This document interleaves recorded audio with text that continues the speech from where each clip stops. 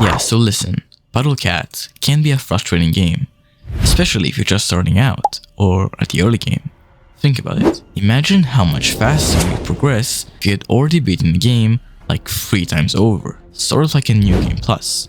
You know exactly where to spin on CatFood, which banners to pull, and how to set yourself up with the best Ubers for every stage. You'd also know about hidden freebies like the Gold Pass being completely free or the challenge stage actually awarding you FREDJI CatFood and a leadership, despite costing 0 energy. And here's the part nobody tells you.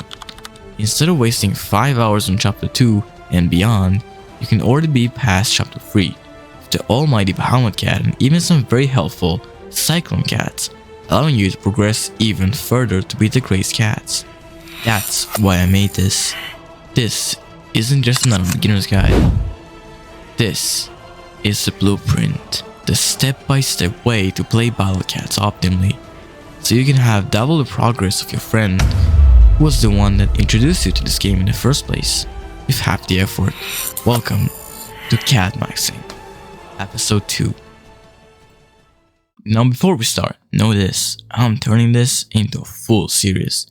Today is day 2, which will focus on how to beat Empire of Cats and start playing the real game. I'll break down which rare cats are worth keeping, how to grind CatFood efficiently, and which stages to prioritize. So if you want me to continue this series, let's hit 500 likes. Because yeah, that's like the first part, this took a ton of effort to make, and I wanna keep pushing these out if you find them useful. Let's start by seeing where we stopped last time. And finally, the moment you've been waiting for. With your 750 CatFood secured, it's time to pull your first 11 draw. Here's the important part. Only spend it during Uberfest or a guaranteed Uber banner. Do not waste this on a standard event for maximum value. This is your first real power spike.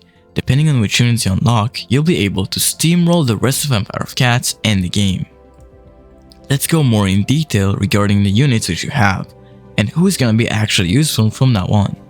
Rare cats and super rares are your best friends, considering how expensive Ubers are at this stage. There are 5 main units that can be a massive help in your Empire of Cats journey, being Paris Cat, Thief Cat, Rocker Cat, Surfer Cat, and Swimmer Cat. If you get one of these, consider yourself lucky, and if you don't, then that's not bad at all, as Empire of Cats can still be easily beaten without any gatcha units. Let's see what our elite cats have to offer in their kits. Paris Cat. Exceptional stats for such an early unit. High cost, but she'll definitely pack more of a punch than Dragon Cats. Thief Cat. This might be the weirdest pick here, as it is a very weak cat even after finishing Empire of Cats, and is one of the worst rare cats in the game.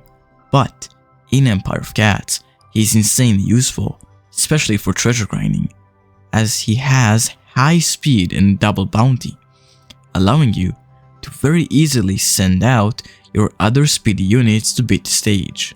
Rocker Cat. This guy is a very powerful meat shield that can tank for a lot and also deal a lot of damage, all for a very cheap cost and a relatively quick cooldown. Swimmer Cat. This guy will make your Bun encounter a lot easier, and he's very speedy, so he'll be a massive help in rushing stages to progress as quickly as possible. Surfer Cat.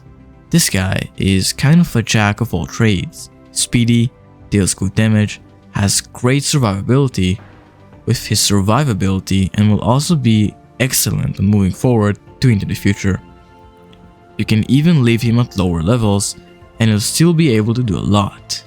With these cats, you'll be able to easily cruise by chapter 2, because the enemies barely get buffed and the cost increase isn't too bad considering chapter 1 is basically the baby mode when it comes to prices.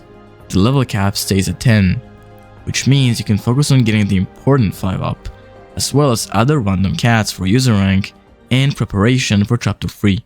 Chapter 3 is the real deal.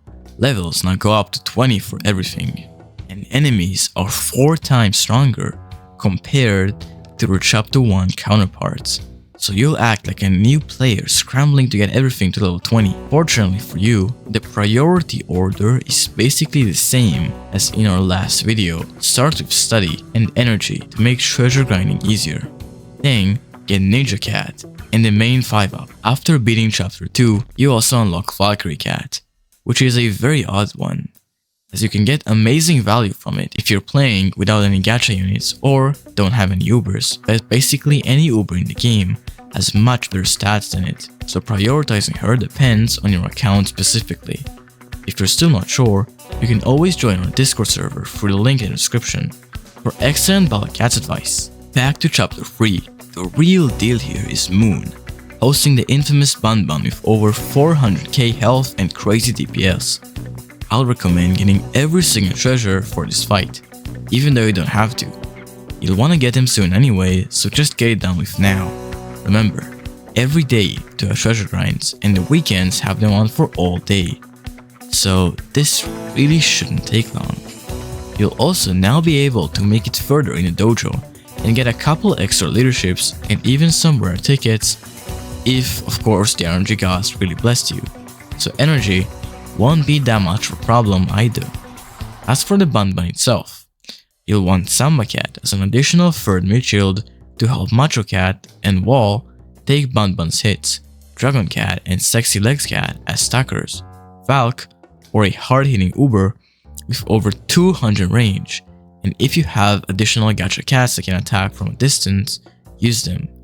As long as your setup isn't too cash draining, you can just turn on the cat CPU and enjoy the show.